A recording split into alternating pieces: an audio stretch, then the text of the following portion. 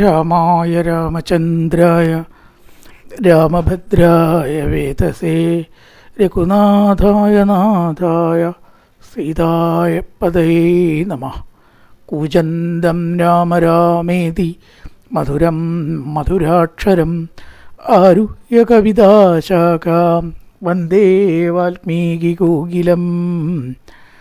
ജാനകീ ജീവനസ്മരണം ജയ ജയ രാമ രാമ. നമസ്കാരം. സനാതനധർമ്മ സംഹിതകൾ പങ്കുവയ്ക്കാനായുള്ള ചാനലായ നാദശ്രീയിലേക്ക് എല്ലാവർക്കും സ്വാഗതം. പ്രിയരെ, അധ്യാത്മരാമായണം വിചാര പരമ്പരയിൽ നമ്മൾ കണ്ടത് പറഞ്ഞു വെച്ച ഭാഗം, സീത അപഹരിക്കപ്പെട്ടതിനെ തുടർന്ന് അന്വേഷിച്ച് പോയപ്പോൾ ജടായുവിനെ കണ്ടതും ജടായു മോക്ഷം പ്രാപിച്ചു ശംഖചക്രഗദാമാദികളൊക്കെ ധരിച്ച വിഷ്ണുസ്വരൂപിയായി ഭഗവാനെ സ്തുതിച്ചു. ഈ സ്തോത്രം ഭക്തിയോടുകൂടി പഠിക്കുക, കേൾക്കുക, ഇതൊക്കെ ചെയ്യുന്ന കഴിഞ്ഞാൽ പക്ഷീന്ദ്ര നിന്നെപ്പോലെ ഭക്തി വർദ്ധിച്ച് അവർക്ക് മുക്തിക്ക് അർഹതയുണ്ട് എന്ന് അനുഗ്രഹിച്ചു.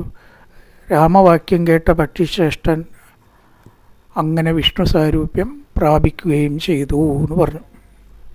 അതിനുശേഷം കബന്ധനെ കണ്ടെത്തുകയാണ്. അങ്ങനെ സീതാന്വേഷണം നടത്തിക്കൊണ്ടിരിക്കുമ്പോൾ വക്ഷസി വദനവും യോജന ബാഹുക്കളും ചക്ഷുരാദികളുമില്ലാതെ എന്തൊരു സത്വമിതം. ഒരു പ്രത്യേക രൂപമാണ് കബന്ധൻ്റെ. കബന്ധം എന്ന് പറഞ്ഞാൽ തന്നെ വൃത്തിയില്ലാത്തതും ഭീകരമായിട്ടുള്ളതും ഒക്കെ ആയ ഒരു രൂപം എന്നാണ് കബന്ധം എന്നുള്ള വാക്കിന് തന്നെ അർത്ഥം അങ്ങനെ വരിക. ഇവിടെ എങ്ങനെ ചോദിച്ചു കഴിഞ്ഞാൽ വക്ഷസി വദനവും, മുഖം വയറിനോട് കൂടി ചേർന്ന് ഒട്ടിയിരിക്കണം. യോജന ബാഹുക്കളും, വളരെ ദൂരം നീണ്ട കൈകളാണ്. സാധാരണ എന്താ പറയുക, ഈ ശരീരത്തിനൊക്കെ ഒരു അനുപാതമുണ്ട് അല്ലേ? ഇത്ര വലിയ കയ്യെ, ഇത്ര വലിയ മൂക്കായാലും വായാലും ഒക്കെ അനുപാതത്തിൽ കുറഞ്ഞാലും അഭംഗിയാണ്, കൂടിയാലും അഭംഗിയാണ്. വീടിൻ്റെ വാസ്തു അങ്ങനെ തന്നെയെന്നാണ്. വീട് കെട്ടുമ്പോൾ അതൊക്കെ നോക്കണം എന്ന് പറയാനുള്ള കാരണം. എന്തായാലും ഒരു വികൃത രൂപത്തെ കണ്ടു, വളരെ ഭയന്നു. ലക്ഷ്മണ, ഇവനിപ്പോൾ നമ്മളെ ഭക്ഷിക്കും എന്നാണ് തോന്നുന്നത്. ഭക്ഷിക്കുമിപ്പോൾ ഇവൻ നമ്മയെന്നറിഞ്ഞാലും പക്ഷിയല്ല, മൃഗമല്ല, ഇതൊന്നുമല്ലാത്തൊരു സത്വം ഉണ്ടാവുമോ? ഭക്ഷസി വക്രം, കാലും തലയുമില്ലതാനും. കാലും ഇല്ല അത്രേ, തലയില്ല അത്രേ, അങ്ങനെയൊക്കെ ഒരു സത്വം ഉണ്ടാവുമോ? ആലോചിച്ച് നോക്കിയാൽ. അപ്പോൾ ചുരുക്കം പറയാച്ചാൽ സഞ്ചരിക്കാൻ പറ്റില്ല, കാലില്ലെങ്കിൽ സഞ്ചരിക്കാൻ പറ്റില്ലല്ലോ. അപ്പോൾ ഒരു ഭാഗത്ത് ഇരുന്ന് ആ കൈകളുടെ അകത്ത് എന്തകപ്പെട്ടുവോ അതിൽ കെട്ടി ഭക്ഷിക്കുക എന്നൊരു വരം പണ്ട് കൊടുത്തിട്ടുണ്ട്. അതുകൊണ്ട് അഷ്ടാവക്രനെ കണ്ട് ശപിച്ചത്, പരിഹസിച്ചതുകൊണ്ട് ഇങ്ങനെ ശിക്ഷിച്ചതാണ്, ഈ രൂപം ആയിട്ട് പോട്ടെ. അപ്പോൾ ഇന്ദ്രൻ്റെ വജ്രായുധം ഏറ്റുവരിക്കൽ എന്നാണ്. അവനാണെങ്കിൽ വധ്യനല്ല താനും. അപ്പോൾ ഇന്ദ്രൻ ഇങ്ങനൊരു രൂപത്തെ കൊടുത്ത് അവിടെ കിടക്കുന്നതിൻ്റെ അഹങ്കാരമൊക്കെ തീരട്ടെ എന്നും പറഞ്ഞു. അപ്പോൾ ഭക്ഷണം മുട്ടാതിരിക്കാൻ ആ കൈകളിലകത്ത് എന്ത് വരുന്നോ അത് നിനക്ക് ഭക്ഷിക്കാം എന്നൊരു വരം കൊടുത്തിട്ടുണ്ട്. അങ്ങനെയാണ് ഇവൻ്റെ ഉപജീവനം. ആ കൈകൾ കുറച്ച് നീളമുണ്ട്. അപ്പോൾ എവിടെയൊക്കെ അതിൻ്റെ അടുത്ത് യോജനയാണ്, മധ്യതകളുണ്ട്. ആ കൈകൾക്കകത്ത് വരുന്നത് എന്തെങ്കിലും കൈ കൊണ്ട് പിടിച്ച് തിന്നുക എന്നല്ലാതെ ഇവന് സഞ്ചരിക്കാൻ പറ്റില്ല. അതാണ് ഇവൻ്റെ പ്രത്യേകത. എന്തായാലും നമ്മളെ ഉപദ്രവിക്കും എന്നൊരു പേടി രാമന് പുറത്തേക്ക് ഉണ്ടായി. ഉള്ളിൽ പേടിയൊന്നുമില്ല, പുറത്തേക്ക് അഭിനയിച്ചു. മനുഷ്യനാവുമ്പോൾ അങ്ങനെ വേണമല്ലോ. ഈശ്വരനാണ് എനിക്കൊന്നിനെയും പേടിയില്ല എന്ന് വെച്ചാൽ പിന്നെ അവിടെ കഥാഭാഗത്തിനോ അഭിനയത്തിനോ തന്മയത്വം ഇല്ല. അങ്ങനെ ഭയം പേടിച്ചു. അങ്ങനെയൊക്കെ ലക്ഷ്മണൻ പറഞ്ഞു, എന്തിനാണ് പേടിക്കണത്? പോരും വ്യാകുലഭാവം എന്തിന് വിചാരിപ്പാൻ, ഓരോരോ കരം ഛേദിക്കണം നാം ഇരുവരും. ഈ കൈകളുടെ അകപ്പെട്ടു രാമലക്ഷ്മണന്മാർ. എന്തിനാണ് പേടിക്കണത്? രണ്ട് കൈ നമ്മളങ്ങോട്ട് ഛേദിച്ചാൽ പിന്നെ ഇവൻ എന്തിനു ചെയ്യാൻ കഴിയും? അപ്പോൾ ലക്ഷ്മണന് മനസ്സിലായിട്ട് ഇവൻ ആകെയുള്ളത് കൈകളാണെന്ന്, കാലുകളില്ല എന്ന് അർത്ഥം പറഞ്ഞു. വായ ഇണച്ചാൽ ഒട്ടിയും കൊണ്ടുമാണ്. അപ്പോൾ ഇവനോ കാര്യമായിട്ട് ബലം കൈയാണ്. അതാണ് ഛേദിച്ചു കഴിഞ്ഞാൽ പിന്നെ ഇവന് നമ്മളെ ഒന്നും ചെയ്യാൻ കഴിയില്ല. ലക്ഷ്മണൻ ഇടത്തെ കൈയും രാമൻ വലത്തെ കൈയും ഛേദിച്ചു. അപ്പോൾ ഇവന് മുമ്പേ രാമലക്ഷ്മണന്മാർ ത്രേതായുഗത്തിൽ ഇങ്ങനെ സംഭവിക്കുമെന്ന് ഇന്ദ്രൻ പറഞ്ഞിട്ടുണ്ട്. ആ സമയം വന്നുപെട്ടു എന്ന് ബുദ്ധി കൊണ്ട് ആലോചിച്ചു. മത്ഭുജങ്ങളെ ഛേദിച്ചിടുവാൻ ശക്തന്മാരായി ഭുവനത്തിൽ ആരും ഉണ്ടായില്ലിതിൻ കീഴിൽ. ഇതിനു മുമ്പേ ആർക്കും ഇത് കഴിഞ്ഞിട്ടില്ല. കുറച്ചു കാലമായി ഇപ്പം അങ്ങനെ കിടക്കാൻ തുടങ്ങിയിട്ട്. അപ്പം തീരുമാനമായി ഇത് തൽപുരുഷന്മാരെന്ന് കൽപ്പിച്ചിടുന്നേ ഞാനും. ഇത് സാധാരണക്കാരനാവാൻ വഴിയില്ല. അതുകൊണ്ട് നിങ്ങൾ ആരാണ്, കാരണമെന്തെന്ന് നിങ്ങൾ സത്യം ചൊല്ലുക വേണം. ഇത് സത്യം പറയാൻ പറഞ്ഞു. അവർ സത്യത്തിന് ഒന്ന് തന്നെ എപ്പോഴും പറയാനുള്ളൂ. അച്ഛൻ്റെ സത്യം പാലിക്കാൻ വേണ്ടി കാട്ടിൽ വീണതാണ്. പത്നിയാണ് സീത, ഞാൻ രാമൻ, ഇവൻ ലക്ഷ്മണൻ. സംഗതികളൊക്കെയാണ് പറഞ്ഞു. അപ്പോൾ അവനവൻ്റെ പൂർവ്വജന്മ കഥ പറയണം. യൗവനദർപ്പിതനായി സഞ്ചരിച്ചിടുങ്കാലം സുന്ദരീജനം മനോധൈര്യവും ധരിച്ചതിസുന്ദരനായോരു ഞാൻ കീടിച്ചു നടക്കുമ്പോൾ അഷ്ടാവക്രനെ കണ്ടു ഞാൻ അപഹസിച്ചിതു.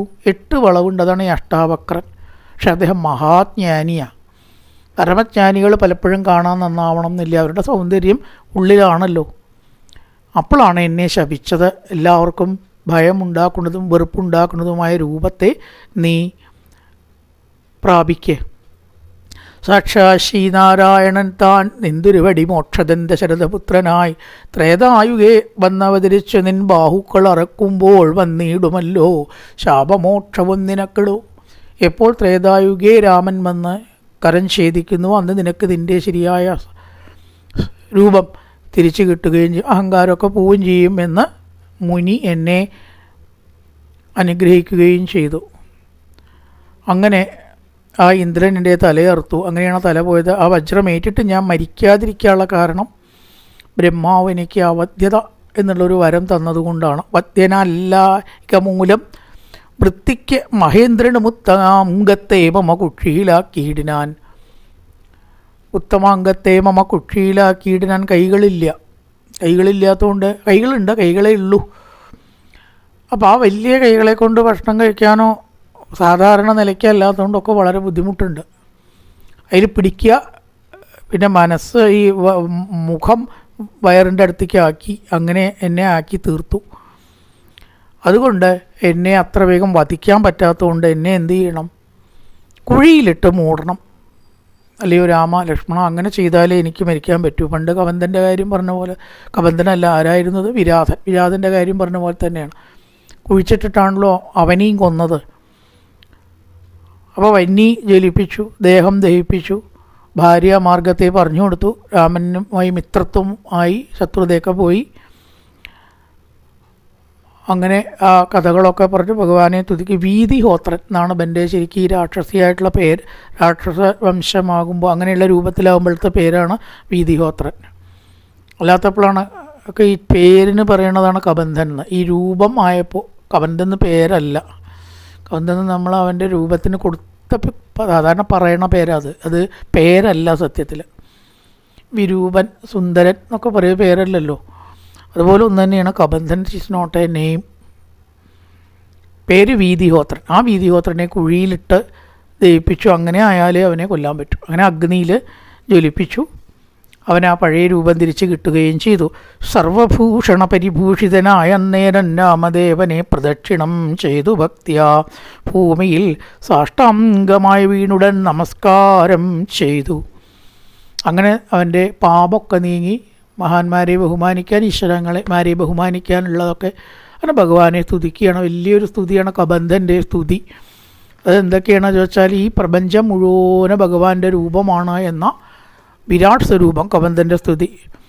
നിന്തിരുവടിയുടെ തത്വം ഇത് ഒരുവർക്കും ചിന്തിച്ചാൽ അറിഞ്ഞുകൂടാവതല്ല, എന്നാകിലും നിന്തിരുവടി തന്നെ സ്തുതിപ്പാൻ തോന്നിയിടുന്നു. സന്തതം അന്ധത്വം കൊണ്ടൊരു മഹാമോഹം, അന്തവും ആദിയുമില്ലാതൊരു പരബ്രഹ്മം അന്തരാത്മനി തെളിഞ്ഞുണർന്ന് വസിക്കേണം. നാരായണീയത്തിലൊക്കെ നമ്മൾ വിരാട് പുരുഷനെ വർണ്ണിച്ചുകൊണ്ടിരിക്കുകയാണ് ഈ സമയത്ത്. അതാണല്ലോ വിരാട് പുരുഷ വർണ്ണന 6ാമത്തെ ദശകം. അപ്പം അതേ സംഗതി ഇവിടെ പറയണം. പാതാളം പാദമൂലം പാഷ്ണികൽ മഹാതലം. പാതാളമാണ് ഭഗവാനെ പാദമൂലമായിരിക്കുന്നത്. അതുപോലെ തന്നെ മഹാതലം ഗുൽഫം എന്ന് പറഞ്ഞാൽ ഏതാണ് കണങ്കാലികൾ, അത് രസാതലമാണ്. മഹാതലം ഞെരിയാണിയാണ്. മുട്ടുകൾ സുതലമാണ്. 2 ഊരുക്കൾ വിതലവും അതലവും. ഇതൊക്കെ നാരായണീയത്തിൽ ഇത് തന്നെയാണ് പറഞ്ഞിരിക്കുന്നത്. എല്ലായിടത്തും അത് തന്നെയാണല്ലോ പറയുക, സത്യമൊന്നല്ലേ ഉള്ളൂ. ഭാഗവതത്തിലും ഉണ്ട്. 2 തുടകൾ അതലവും വിതലവും ആണ്. അരക്കെട്ടാവത്രേ ഭൂമി നാഭി ആകാശം. കണ്ടോ, നാരായണീയത്തിൽ എന്ത് പറഞ്ഞിട്ടുണ്ടോ അത് തന്നെ ഇവിടെയും പറഞ്ഞിരിക്കുന്നു. ഉരസ്ഥലമായത് സുരലോകം, സ്വർഗമാണ്. സ്വർഗലോകം ഇന്ദ്രലോകം എന്ന് പറഞ്ഞു, അതും അവിടെ തന്നെ അങ്ങനെ തന്നെയാണ് പറഞ്ഞത്. ജനർലോകം ആയത് നെറ്റിത്തടം എന്ന് പറഞ്ഞു. തുണ്ടമായതു ജനലോകമെന്നത് നൂനം ശംഖദേശം തേ തപോലോകം, കഴുത്ത് തപോലോകമാണ്. ചില വ്യത്യാസങ്ങളോ ചില ദിക്കിൽ പറയുമ്പോൾ കണ്ടു എന്നൊക്കെ വരും. എന്തായാലും ആ സത്യലോകം ശിരസ്സാണെന്ന് പറഞ്ഞു. സത്യലോകം ശിരസ്. അതേപോലെ ഇന്ദ്രാദി ലോകപാലന്മാർ ഭഗവാന്റെ കൈകളാണ്. മനസ്സാവട്ടെ ചന്ദ്രനും. ഭ്രൂഭംഗം കാലം എന്ന് പറഞ്ഞാൽ കണ്ണടച്ച് തുറക്കുമ്പോഴുള്ളത് ദിവരാത്രങ്ങളാണെന്ന് പറഞ്ഞു. ദിവസരാത്രങ്ങളാണല്ലോ ദിവസങ്ങൾ പോകുന്നത്. പക്ഷേ ഇവിടെ വാക്കുകൾ ഛന്ദസ്സാണെന്ന് പറഞ്ഞു. നാരായണീയത്തിൽ ബ്രഹ്മരന്ധ്രമാണ് ഛന്ദസ് എന്നാണ് പറഞ്ഞത്. അതാണ് ചില വ്യത്യാസങ്ങൾ ഉണ്ടാവുന്നുണ്ട്. കാരണം ഔചിത്യപ്രകാരം കൽപ്പിച്ചു എന്നല്ലാണ്ട് അതിന് വേറെ അങ്ങനെ നിശ്ചിത നിയമമൊന്നുമില്ല. പക്ഷേ ഏകദേശമൊക്കെ ഒന്ന് തന്നെ പറയാം. വിചാരിച്ച് തോന്നിയതൊന്നും പറയാൻ പറ്റില്ല. പക്ഷേ ചില വ്യത്യാസങ്ങൾ കാണും, അത്രയേ ഉള്ളൂ. ഇവിടെ വാക്കുകൾ ഛന്ദസ്സുകൾ. ദംഷ്ട്രകൾ യമനല്ലോ, അതന്നെ നാരായണീയത്തിലും. ദംഷ്ട്രകൾ എന്ന് പറഞ്ഞാൽ ഇവിടെ അണപ്പല്ലുകൾ. നക്ഷത്രപംക്തിയല്ലോ ദ്വിജപംക്തികളെല്ലാം. പല്ലുകൾ നക്ഷത്രം. സൃഷ്ടി താവാപാംഗമോക്ഷണമല്ലോ, നോട്ടമാണ് സൃഷ്ടി. ഒക്കെ അതേപോലെ തന്നെയാണ്. ഈ ധർമ്മം പിൻഭാഗം, ധർമ്മം മുൻഭാഗവും അധർമ്മം പിൻഭാഗവും. അത് വരാൻ പോണേ ഉള്ളൂ, നാരായണീയത്തിൽ വരാൻ പോണേ ഉള്ളൂ. മുൻഭാഗം ധർമ്മം, പിൻഭാഗം അധർമ്മം. ഉന്മേഷ നിമേഷങ്ങൾ ദിനരാത്രികളല്ലോ. സപ്തസാഗരങ്ങൾ നിൻ കുക്ഷി പ്രദേശങ്ങളല്ലോ. സമുദ്രങ്ങളൊക്കെ ഭഗവാന്റെ വയറാണ്. നദികളൊക്കെ ഭഗവാന്റെ നാഡികളാണ്. വസ്ത്രം എന്ന് പറയുന്നത് ലോകത്തിലത്തെ സന്ധ്യയ്ക്കാണ് ഭഗവാന്റെ വസ്ത്രമായി തീരുന്നത്. ഇങ്ങനെയുള്ള സ്ഥൂലമായിട്ടുള്ള വിരാട് പുരുഷ രൂപം കാലേ നിത്യവും ധ്യാനിക്കുന്നവനുണ്ടാം മുക്തി നിന്തിരുവടി ഒഴിഞ്ഞില്ല കിഞ്ചന വസ്തു. ഇതിനപ്പം അതൊക്കെ പറഞ്ഞത് ഭഗവാനല്ലാണ്ട് ഈ ലോകത്തിൽ ഒന്നുമില്ല. ഒറ്റ വാക്ക് പറഞ്ഞാൽ പോരെ, ശരിക്കും അത് മതി. അങ്ങനെ വെച്ചൊക്കെ അത്രയേ ഉള്ളൂ പറയാൻ. അതല്ലാത്തതുകൊണ്ടൊക്കെ വിസ്തരിച്ച് ഓം എന്നൊരൊറ്റ അക്ഷരത്തിൽ ബ്രഹ്മത്തിനെ പറയാമെന്നാണല്ലോ പറയണത്. പിന്നെ എന്തിനാ പറയണത്? സാധാരണക്കാർക്ക് മനസ്സിലാവാൻ കുറേ അധികം പറയണം, ചിലക്ക് എന്നാലേ ബോധ്യമാവുള്ളൂ. അപ്പം അതുകൊണ്ട് ഏറ്റവും ചുരുക്കിയിട്ട് പറയാൻ പറ്റും ഓം അതാണ് ബ്രഹ്മം. കുറച്ചും കൂടിയും പറഞ്ഞാലോ കാണുന്നതൊക്കെ അങ്ങാണ്. കുറച്ചും കൂടി അങ്ങനെ കൂട്ടി എത്ര വരെ വേണമെച്ചാലും ഒരു ഗ്രന്ഥം മുഴുവനായി കണ്ടു. അങ്ങനെയും പറയാം. ചിലക്ക് അങ്ങനെ പറഞ്ഞാൽ നമ്മളെപ്പോലുള്ളവർക്ക് അത് മനസ്സിൽ ഉറയ്ക്കുള്ളൂ. ഉറച്ച് വീണ്ടും പറയുമ്പോഴാണ് ഉറയ്ക്കണത്. അപ്പം കാലേ നിത്യവൻ ധ്യാനിക്കുന്നവനുണ്ടാ മുക്തി നിന്തിരുവടി ഒഴിഞ്ഞില്ല കിഞ്ചന വസ്തു. അതാണ് പറയേണ്ടത്. ഭഗവാനെ കൂടാതെ ഈ ലോകത്തിലൊന്നുമില്ല. ഒറ്റവാക്കിൽ പറയാച്ചാൽ അത്രയേ ഉള്ളൂ. അതുകൊണ്ട് രാമ, ഈ രൂപം ഇത് സ്ഥൂല രൂപം എന്നാണ് പറയുക. വലിയ അമ്പ് കിരീട മുതലായിട്ടൊക്കെ ധരിച്ച് ജടാവൽക്കലങ്ങളോട് കൂടിയിട്ടുള്ളത് സൂക്ഷ്മരൂപമാണ്, സ്ഥൂലരൂപമല്ല. കൈയും കാലും ഒക്കെയുള്ള രാമരൂപം, കൃഷ്ണരൂപം സൂക്ഷ്മ രൂപം. വിരാട്ടിനെ വർണ്ണിക്കുമ്പോൾ അതിനെയാണ് സ്ഥൂല രൂപം എന്ന് പറയുക. സ്ഥൂലം വലിയത്, സൂക്ഷ്മം ചെറിയത്. ഇപ്പോൾ ഭഗവാന്റെ സൂക്ഷ്മ രൂപമല്ല, ഇവിടെ സ്ഥൂല രൂപമാണ് വർണ്ണിച്ചത്. ഇതാണ് സ്ഥൂല രൂപം. ഈ സ്ഥൂല രൂപം എപ്പോഴും സ്ഥൂലമായുള്ള വിരാട് പുരുഷ രൂപവും തവ കാലേ നിത്യവും ധാനിക്കുന്നവനുണ്ടാം മുക്തി. ആരണ്യത്തിൽ കർമാവസാന സമയേ സ്മരണീയമാഹൂ. അവസാനം വിരാട് പുരുഷന് മേപ്പത്തൂർ പറയും, കർമ്മം അവസാനിക്കുമ്പോഴേ ഈ രൂപം ചിന്തിക്കാൻ തോന്നുള്ളൂ. അല്ലെങ്കിൽ രൂപം ചിന്തിച്ചാൽ കർമ്മങ്ങൾ അവസാനിക്കും. മുക്തിക്ക് അർഹതയുള്ളവർക്ക് ഈ വിരാട് സ്വരൂപത്തിനെ, എന്താ വിരാട് സ്വരൂപം? പ്രപഞ്ചം മുഴുവൻ ഈശ്വരനാണ് എന്നുള്ള ഭാവമാണ്. അത് വലിയൊരു ഭാവനയാണ്. എന്തിനെ കണ്ടാലും ഈശ്വരനായിട്ട് കാണുക. അപ്പോൾ അയാൾക്ക് അവിടെ എത്തിയാലാണ് അങ്ങനെ കാണാൻ പറ്റുള്ളൂ. ഒരു ശോഭനെ കണ്ടാലും ചണ്ടാളിനെ കണ്ടാലും കഴുതയെ കണ്ടാലും കുതിരയെ കണ്ടാലും നമുക്ക് പറ്റുന്നുണ്ടോ അങ്ങനെയൊക്കെ ഒന്നാണെന്ന് കാണാൻ? അവിടേക്കൊന്നും എത്തിയിട്ടില്ല, നമ്മളാരും എത്തിയിട്ടില്ല. അങ്ങനെയാകുമ്പോൾ അവന് മോക്ഷത്തിന് അർഹത ഉണ്ട് എന്ന് പറഞ്ഞാൽ അതിലെന്താണ് അത്ഭുതം? ആ സ്ഥൂല രൂപം പറഞ്ഞു. ഇനി സൂക്ഷ്മ രൂപത്തെ വർണ്ണിക്കണു. താപസവേഷം ധരാവല്ലഭം ശാന്താകാരം ചാപേഷുകരം ജടാവൽക്കല വിഭൂഷണം. അതാ സൂക്ഷ്മത്തിലേക്ക് വന്നു. സാധാരണക്കാർക്ക് ഇത്രയും വലിയൊരു രൂപം ചെറിയൊരു തലയുടെ ഉള്ളിൽ കൊള്ളില്ല. അപ്പോൾ അവർക്ക് കൊള്ളാവുന്ന രൂപമാണ് ചാപം ഇഷു. ഇഷു എന്ന് പറഞ്ഞാൽ അമ്പ്. ചാപേഷു, ചാപം പ്ലസ് അമ്പ്. ഇഷു എന്ന് പറഞ്ഞാൽ സംസ്കൃതത്തിൽ അസ്ത്രം. ചാപം, അസ്ത്രം. ഇവ ധരിച്ച ജടാവൽക്കലധാരിയായിട്ടുള്ള അങ്ങയെ ചിന്തിക്കണു. സ്ഥൂലരൂപം ചിന്തിക്കാൻ പറ്റാത്തതുകൊണ്ട് അങ്ങയുടെ ഈ രൂപം ഞാൻ ചിന്തിക്കണു. ഭാനുവംശോദ്ഭൂതനാം ഭഗവൻ നമോ നമ. സൂര്യവംശത്തിന് അലങ്കാരമായിട്ട സർവേശ്വര അങ്ങേക്ക് നമസ്കാരം. തത്വബോധാർത്ഥം നിത്യം താരക ബ്രഹ്മവാക്യൻ രാമരാമേതി കനിഞ്ഞുപദേശവും നൽകി സോമനാഥൻ വധിച്ചിടുന്നു സദാകാലം. കാശിയിലെ പരമേശ്വരൻ ആരെയാ ചിന്തിക്കാൻ അറിയോ?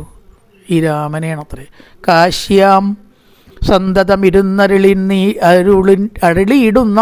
അരുളിയിടുന്നു മുക്ത്യർത്ഥമായി. രാമ രാമ രാമ രാമ എന്ന താരക മന്ത്രമാണ് പരമേശ്വരനായിട്ടുള്ള ശിവനടക്കം പറയണത്. മൂഢന്മാർ ഭവത്തത്വം എങ്ങനെ അറിയുന്നു മൂടിപ്പോകായകയാൽ മഹാമായ മോഹാന്ധകാരി. ചില ആൾക്കാർക്കൊന്നും ഭഗവാനെ അറിയണില്ലല്ലോ, അതിലത്ഭുതപ്പെടാനില്ലല്ലോ എന്ന് പറയണം. ഒട്ടും അത്ഭുതപ്പെടേണ്ട. അതുവേണ്ട കാരണമാണ് ഇവിടെ പറഞ്ഞത്. നമ്മളിപ്പോൾ എങ്ങനെ കുറച്ചെങ്കിലും അറിയില്ല എന്നാണ് ഇപ്പോഴും അറിഞ്ഞിരിക്കുന്നത് കേട്ടോ. അറിയുന്നല്ല അറിഞ്ഞിരിക്കുന്നത്. അറിയില്ല എന്ന് പറഞ്ഞത് എങ്ങനെയാണ്? അറിയാൻ കഴിയില്ല എന്ന് പറഞ്ഞത് എങ്ങനെ? കുറേ വായിക്കുക, പറയുക, കേൾക്കുക, ഇത്രയും ചിന്തിച്ചിട്ടാണ്. എവിടെയോ വക്ക് കടിച്ചിരിക്കുന്ന വക്കെന്നെ കടിച്ചിട്ടുണ്ടോ? ഇല്ല, ഭഗവാൻ തന്നെ അറിയുള്ളൂ. അപ്പോൾ ഇതൊക്കെ ചെയ്യാത്തവർക്ക് ഭഗവാനെ അറിയുമോ? അറിയില്ല. അതിൽ അത്ഭുതപ്പെടുകയോ അവരെ അവജ്ഞയോടുകൂടി കാണുകയോ ചെയ്യരുത്. അതിനാണ് ഇത് പറയണത്. ഇത് പറയണതിനൊരു ഉദ്ദേശമുണ്ട്. നമ്മളിപ്പോൾ എവിടേക്കോ എത്തി എന്ന തോന്നൽ വേണ്ട. വിനയം ഉണ്ടാവാനാണ്. മൂഢന്മാർ ഭവത്തത്വം എങ്ങനെ അറിയാം? നമ്മൾ തന്നെ മൂഢന്മാരാണ്. അപ്പോൾ ഈശ്വര വിചാരമോ ഭക്തിയോ അറിവോ ഇല്ലാത്തവരെ മൂഢന്മാരായി പോയി മൂടിപ്പോകയാൽ മഹാമായ മോഹാന്ധകാരേ. കാരണം അവിടെ തന്നെ പറഞ്ഞിട്ടുണ്ട്, മഹാമായയാകുന്ന അന്ധകാരം ബാധിച്ചാൽ. അങ്ങനെയാണല്ലോ ഈ പ്രപഞ്ചത്തിൽ പല ആൾക്കാരും. അപ്പം അതിൽ അത്ഭുതപ്പെടാനൊന്നുമില്ല.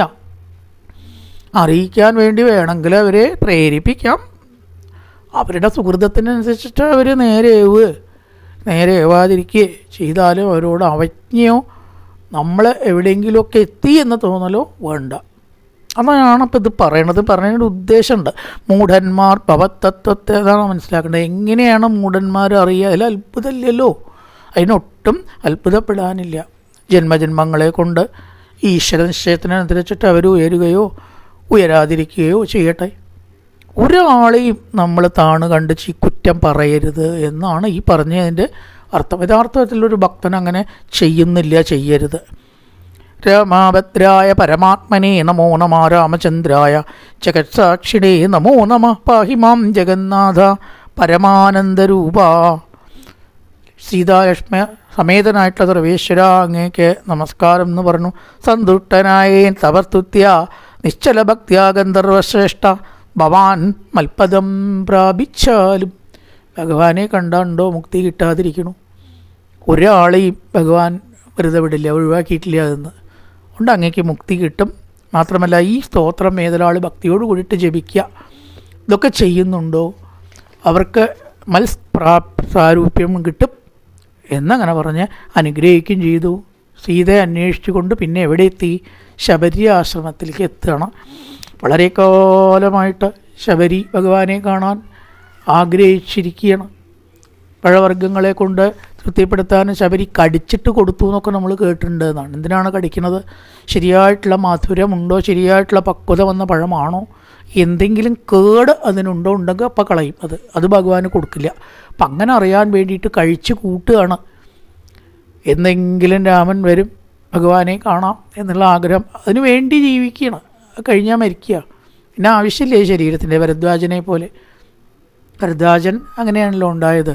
ശരഭംഗൻ അങ്ങനെയാണ് ശരീരത്തെ തെച്ചത്. ഒറ്റ ഉദ്ദേശത്തിന് വേണ്ടി ജീവിച്ചു, അത് സാധിച്ചു, ആപ്പ കഴിഞ്ഞു ശരീരത്തിൻ്റെ ആവശ്യം. ഇനി ഇതുകൊണ്ടൊന്നും അറിയാനോ നേടാനോ ഇല്ല. ഇന്നുണ്ടായിട്ട് നാളെ ഉണ്ടാവാത്ത കാര്യങ്ങളെ ഇതുകൊണ്ട് പിന്നെ അറിയാനുള്ളൂ. അതേപോലെ കാക്കൽ വീണ നമസ്കരിച്ച പാദ്യ അർഘ്യാദികളൊക്കെ ഭഗവാന് ബഹുമാന പുരസ്സരം സമർപ്പിച്ച് ഫലമൂലങ്ങൾ നൽകി പാദം കഴുകി ഞാൻ ധന്യയാണ്. എത്രയോ ഗുരുനാഥന്മാരെ പൂജിച്ചുകൊണ്ട് ഞാൻ ഇവിടെ കഴിഞ്ഞു കൂടുകയാണ് രാമ. ഒറ്റ ഉദ്ദേശം എനിക്കുള്ളൂ, ധന്യയായി വന്നേനഹം. ഇന്ന് പുണ്യാതിരേകാൽ എന്നുടെ ഗുരുഭൂതന്മാരായ മുനിജനം നിന്നെയും പൂജിച്ചേൻ അനേകായിരത്താണ്ടു കാണാൻ. അനവധി ഗുരുനാഥന്മാർക്ക്, അതായത് ഈശ്വരോപാസനയും തപസ്സും ചെയ്യാൻ വന്നവർക്ക് സേവ ചെയ്തിട്ട് ഞാൻ ഇവിടെ കഴിച്ചു കൂട്ടിയിരിക്കുകയാണ്. ആ സജ്ജന സംഘം കൊണ്ടാണ് അങ്ങയെ കാണാൻ എനിക്ക് സാധിച്ചതെന്ന് ഞാൻ വിശ്വസിക്കുന്നു. ധന്യനായി വന്നേനകം. നല്ല ആൾക്കാരെ സേവിച്ചാൽ പണ്ട് ശമ്പളമൊന്നുമല്ല കിട്ടുക. ശമ്പളമോ ധനമായിട്ടുള്ളതൊക്കെ ഇന്ന് കിട്ടി നാളെ ചിലവായി പോകും ഇല്ലേ? പക്ഷെ അവരുടെ ഒരു അനുഗ്രഹം ഉണ്ടല്ലോ. ഇവിടെ എന്താ കിട്ടിയത് നോക്കൂ. ചെറിയ സംഗതിയാണോ? സംസാരത്തിൽ തന്നെ പിടിച്ച് കയറ്റുന്ന ഈശ്വര ദർശനം കിട്ടി. അതാണ് സജ്ജന സംഘം കൊണ്ട് നമുക്ക് കിട്ടുന്നത് ഏറ്റവും വലിയ ലാഭം. ഈശ്വരാനുഭവം. പൈസ കൊടുത്താൽ കിട്ടില്ല, ലോട്ടറി എടുത്താൽ കിട്ടില്ല, അടിക്കില്ല. ലോട്ടറി അടിക്കണ വസ്തുവല്ല, ഒന്നുകൊണ്ടും കിട്ടില്ല. സത്സംഗം കൊണ്ട്, പൂർവ്വപുണ്യം കൊണ്ട് കിട്ടുന്നതാണ് ഈശ്വരാനുഭവം. എന്തെങ്കിലും ഈശ്വരീയമായിട്ടുള്ളൊരു അനുഭവം നമുക്കുണ്ടായാൽ ഏറ്റവും വലിയ നേട്ടം ഈ ജീവിതത്തിൽ. അതൊക്കെ അതിൻ്റെയൊക്കെ ആ ഒരു മാഹാത്മ്യം അറിയണവർക്ക് അതൊക്കെ പറഞ്ഞാൽ ശരിക്കും അറിയുള്ളൂ എന്നാണ്. പിന്നെ പോയി ബ്രഹ്മപദം പ്രാപിച്ചാരവർകളും. എൻ്റെ ഗുരുനാഥന്മാർ ഞാൻ ശുശ്രൂഷിച്ചത് ആരെയാണോ അവർ ബ്രഹ്മപദത്തെ പ്രാപിച്ചു, അവരെന്നോട് അനുഗ്രഹിച്ചു. അതാണ് ഏറ്റവും വലിയ ശമ്പളം, പ്രതിഫലം. ധന്യേ നീ വസിച്ചാലും ഇവിടെ തന്നെ നിത്യം പന്നകശായി പരൻ പുരുഷൻ പരമാത്മാവെന്നവതരിച്ചത് രാക്ഷസപദാർത്ഥമായി. ഭൂഭാരം തീർക്കാൻ വേണ്ടി രാവണവധത്തിനായിക്കൊണ്ടും മറ്റു രാക്ഷസന്മാരെ വധിക്കാനായിക്കൊണ്ട് സർവേശ്വരനായിരിക്കുന്ന ഭഗവാൻ ഇവിടെ വരും. അന്ന് ഈശ്വര ദർശനം കിട്ടി ചിത്രകൂടത്തിലാണ് ഇപ്പോൾ വസിക്കുന്നത്. അധികം താമസിക്കേണ്ടത് എൻ്റെ അടുത്ത് വരും. ഇതിനു മുമ്പേ പറഞ്ഞ കാര്യമാണ് എന്നൊക്കെ പറഞ്ഞു. വന്നിതവണ്ണം ഗുരുഭാഷിതം സത്യമല്ലോ.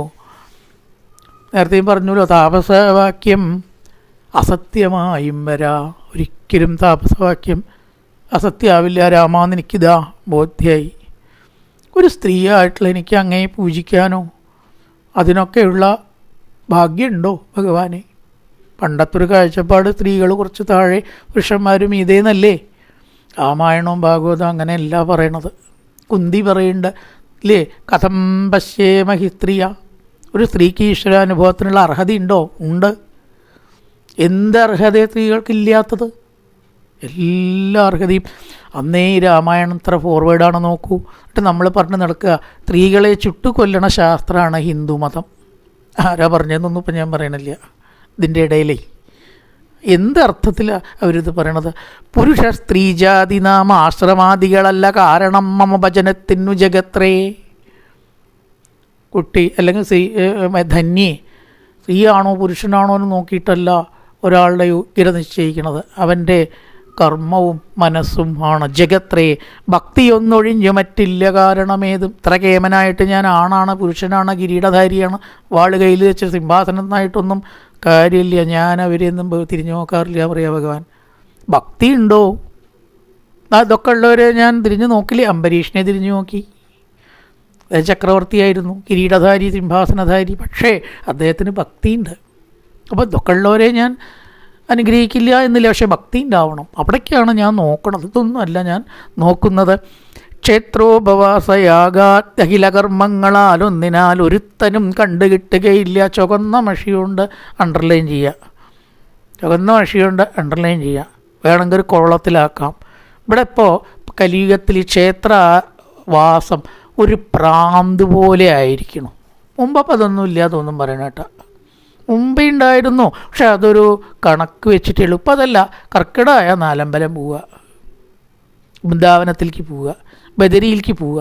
എന്തിനാ അതൊക്കെ? ഇതൊന്നും ഒരു ആവശ്യമില്ല ഇവിടെ. ക്ഷേത്രോപവാസയാഗാഖില കർമ്മങ്ങളാൽ ഒന്നിനാൽ ഒരുത്തനും കണ്ടുകിട്ടുകയില്ല. അതാണ് കോളത്തിലാക്കി വയ്ക്കാൻ പറഞ്ഞത്. ഇവിടെ ഇരുന്നിട്ട് രാമായണം വായിക്കുക, രാമനാമം ജപിക്കുക, ഹരേ രാമ ഹരേ രാമ രാമ രാമ ഹരേ ഹരേ, ഹരേ കൃഷ്ണ കൃഷ്ണ കൃഷ്ണ ഹരേ ഹരേ, നമശിവായ, സന്ധ്യയ്ക്ക് ഒരു 4 നമശിവായ, ഒരു 108 നമശിവായെങ്കിലും ചൊല്ലിയാൽ എന്തിനാണ് ഈ ക്ഷേത്രത്തിൽ പോണത്?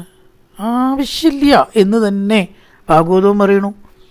എവിടെയാണ് നല്ല സ്ഥാനം? എത്ര എത്ര ഹരേതർച്ച, എവിടെ ഹരിയുടെ വിഗ്രഹമുണ്ടോ, പൂജയുണ്ടോ, അവിടെയാണ് പുണ്യസ്ഥലം.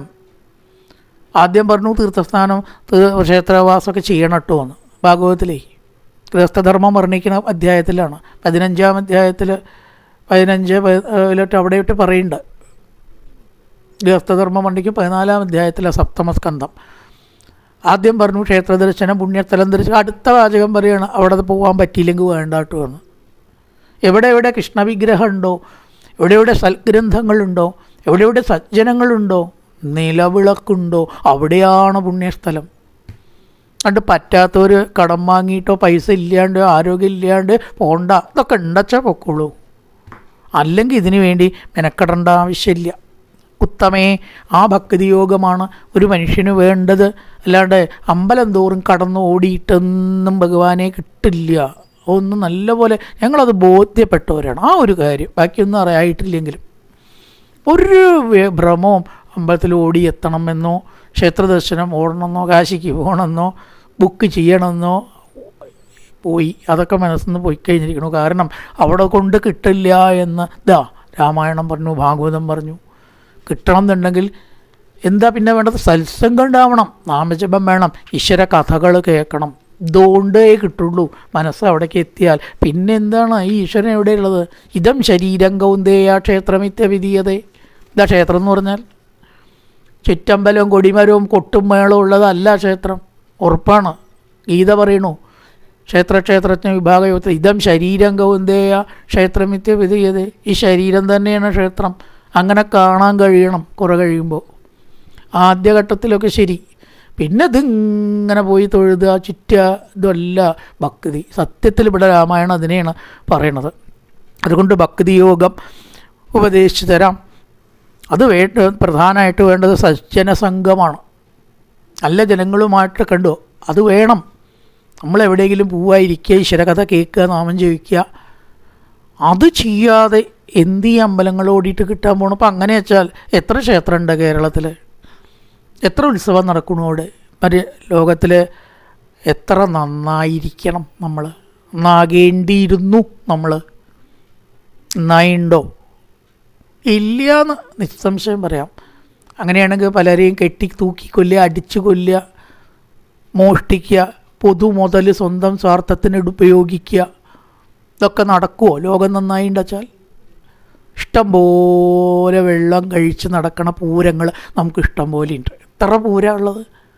ആ പൂരത്തിൽ ഒരെണ്ണമെങ്കിലും സത്സംഗത്തിന് പ്രാധാന്യം കൊടുക്കുന്നുണ്ടോ? ആന, പടക്കം, ഇതിനല്ലേ പ്രാധാന്യം കൊടുക്കണം? ഇത് പൊട്ടിച്ചിട്ട് എന്ത് കിട്ടാൻ പോണു? ആനയെ എഴുന്നള്ളിച്ചിട്ട് അതിനെ ദ്രോഹിച്ചിട്ട് എന്ത് കിട്ടാൻ പോണു? ലക്ഷക്കണക്കിനും കോടിക്കണക്കിനും അല്ലേ തൃശ്ശൂർ പൂരത്തിന് വെടിക്കെട്ടത് പറഞ്ഞാൽ നമ്മൾ പിന്തിരിപ്പനാവും. അയാൾ മുരടനാണ്,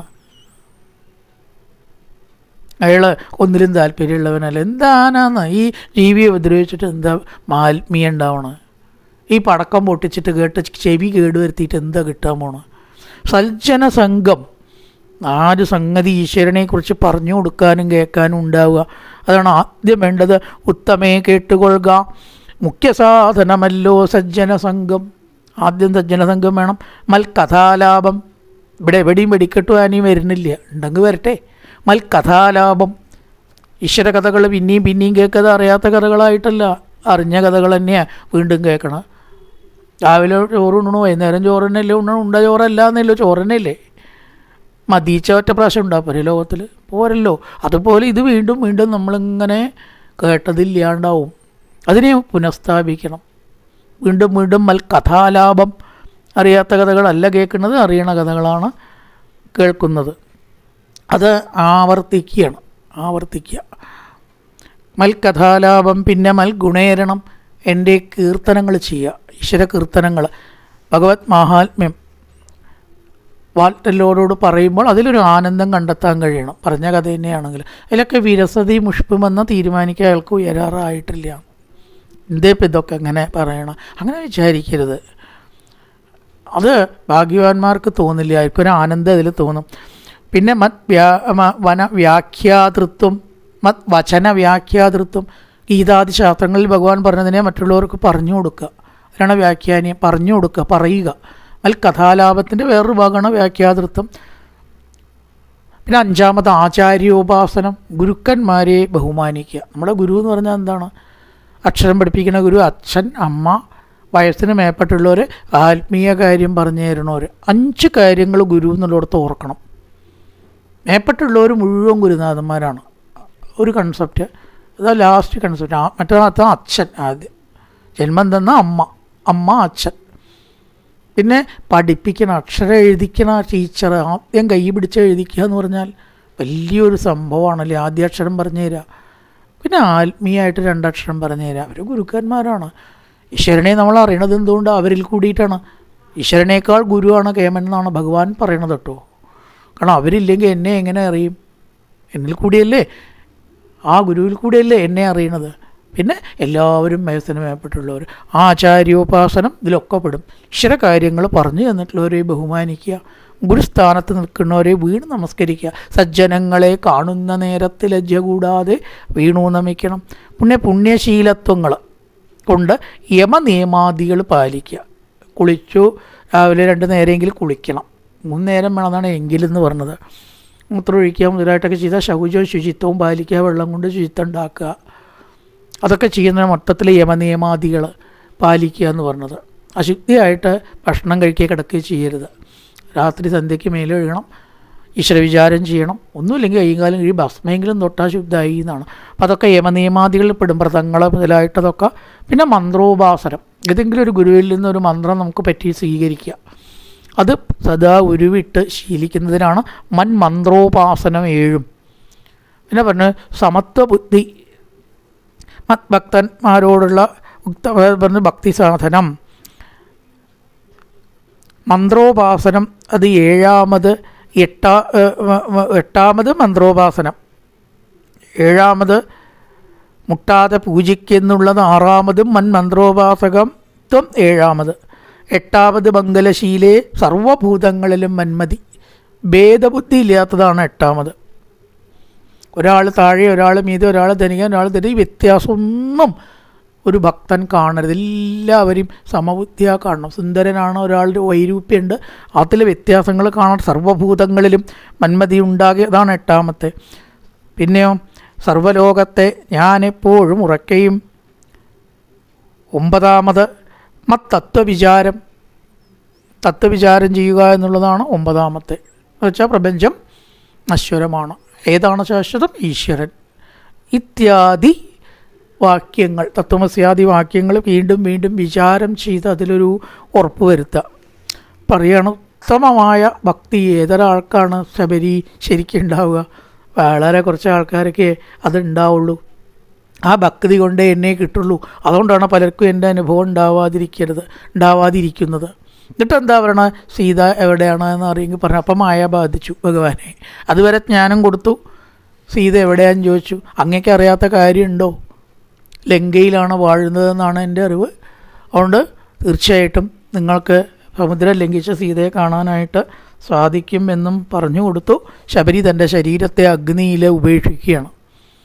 അഗ്നിയിൽ ഉപേക്ഷിച്ചു മുക്തിയെ നേടി. ഇങ്ങനെ ശബരിക്ക് മോക്ഷം കൊടുത്തതോടു കൂടിയിട്ടാണ് അരണ്യകാന്ഡം അവസാനിക്കുന്നത്. ഭക്തിയോഗം തന്നെ എല്ലാറ്റിലും വെച്ച് ശ്രേഷ്ഠം എന്ന് പറഞ്ഞ് ശ്രീരാമഭക്തി തന്നെ മുക്തിയെ സിദ്ധിപ്പിക്കും. ശ്രീരാമപാദാംബോജം സേവിച്ചുകൊള്ളുക നിത്യം. ഓരോരോ മന്ത്രതന്ത്ര ധ്യാനകർമാദികളും ദൂരെ സന്ധ്യജിച്ച് ആ കർമ്മം, ഈ കർമ്മം, ഈ പൂജ, മറ്റേ പൂജ, ഇതിൻ്റെ പിന്നാലെ നിന്നും ഓടണ്ട. ഓരോരോ മന്ത്രതന്ത്ര ധ്യാനകർമാദികളും ദൂരെ സന്ധ്യജിച്ച് അതൊക്കെ വിട്ടോളൂ. ഒരു ഘട്ടത്തിലേ വേണ്ടു, പിന്നെ അതിൻ്റെ ആവശ്യമില്ല. എന്നിട്ട് എന്ത് ചെയ്യുക? തൻ ഗുരുനാഥോപദേശ ശ്രീരാമചന്ദ്രൻ തന്നെ ധ്യാനിച്ചു കൊള്ളുക നിത്യം. ശ്രീരാമമന്ത്രം ജപിച്ചിടുക സദാകാലം. മന്ത്രോപാസനമാണ് ഏറ്റവും വലിയ ഈശ്വരനോട് എത്താൻ സാധാരണക്കാർക്ക് നല്ലത് എന്നാണ് മന്ത്രോപാസനം. വലിയ ശക്തിയുണ്ട് അതിന്. മന്ത്രം ഉപാസിച്ച് ഏതെങ്കിലും ഒരു ഗുരുനാഥനിൽ നിന്ന് നമ്മൾ മന്ത്രം സ്വീകരിച്ചാൽ ആ മന്ത്രം സദാ നമ്മുടെ നാവുമ്പിലുണ്ടാവണം എന്നാണ്. നമ്മുടെ മുമ്പിൽ നാവുമ്പിൽ ഇട്ട് പിരിയാതെ ആയാൽ അവന് വേറെ സാധനങ്ങളൊന്നും ആവശ്യമില്ല. ഭക്തിർമുക്തിവിദായിനി ഭഗവത ശ്രീരാമചന്ദ്രസ്യ ഗേ ലോക കാമധുഗാംഗ്രിപത്മയുഗളം സയബദ്ധമത്യുത്സുകാ നാനാജ്ഞാനവിശേഷമന്ത്രവിദതിം തെക്വാ സുദൂരേ പൃശം രാമം ശ്യാമതനും മരാരിഹൃദയേ പാദം ഭജത്തം ബുധാ. ഉപദേശിച്ച് സർഗം സംസ്കൃതത്തിൽ അവസാനിപ്പിച്ചിരിക്കുകയാണ്. ഭക്തി തന്നെയാണ് മുക്തിക്ക് ഏറ്റവും നമുക്ക് സഹായിക്കുന്നത്. ഭഗവത് പാദപത്മങ്ങൾ സദാ മനസ്സിൽ സേവിച്ച് നാനാ അജ്ഞാന വിശേഷ മന്ത്രവിടതി തെക്വ, അജ്ഞാനങ്ങൾ മുങ്ങിയിട്ടുള്ളവരുണ്ടാക്കിയ മന്ത്രതന്ത്ര വിധികളെ വിട്ടേക്കൂ. സുദൂരേ വൃഷം തെക്വ, ദൂരെ കളഞ്ഞോളൂ. ആ പൂജ, ഈ പൂജ, മറ്റേ പൂജ ഒക്കെ പലതും ലോകത്തിൽ പല കാലത്തും ഉണ്ടാവും. അതിൻ്റെ പിന്നാലെ പോയതുകൊണ്ടൊന്നും നമ്മുടെ ദുരിതം തീരാനൊന്നും പോകണില്ല. അവരുടെ ദുരിതം തീരും, കാരണം കാശെന്താച്ചാൽ കിട്ടുമെന്ന് പറയുകയാണ്. അല്ലാണ്ട് നമ്മുടെ ദുരിതം തീരാൻ നാമജപം ഉണ്ടാവണം. രാമം ശ്യാമതനു സ്മരാരിഹൃദയേ പാന്തം ഭജത്തം ബുധ. ആ ഭഗവാന്റെ രൂപം മനസ്സിൽ ചിന്തിക്കുക, നാമം ജപിക്കുക, ഇത് തന്നെയാണ് ഏറ്റവും വലിയ സാധന എന്ന ഭക്തിയോഗത്തെ ശബരിക്ക് ഉപദേശിക്കുന്നിടത്ത് അരണ്യകാന്ഡം കഴിയണു. കിഷ്കിന്ധാകാന്ഡം ഇവിടെ തുടങ്ങുകയാണ്. പൂർവന്നാമതപോവനാധിഗമനം നത്വാമൃഗങ്കാഞ്ചനം വൈദേഹീകരണം ജടായുമരണം സുഗ്രീവ സംഭാഷണം ബാലീനിഗ്രഹണന്തമുത്തരണം ലങ്കാപുരീദാഹനം പശ്ചാത്രാവണ കുംഭകർണനിധനം നേതത്യ രാമായണം രാമായ രാമചന്ദ്രായ രാമഭദ്രായ വേദസേ രഘുനാഥായ നാഥായ ശ്രീതായ പദേ നമഃ. ഓം പൂർണ്ണമദ പൂർണ്ണമിദം പൂർണ്ണാൽ പൂർണ്ണമുദച്യതേ പൂർണ്ണസ്യ പൂർണ്ണമാദായ പൂർണ്ണമേവാവശിഷ്യതേ. ഓം ശാന്തി ശാന്തി ശാന്തി. ഹരി ഓം ശ്രീ ഗുരുഭ്യോ നമഃ. ഹരി ഓം.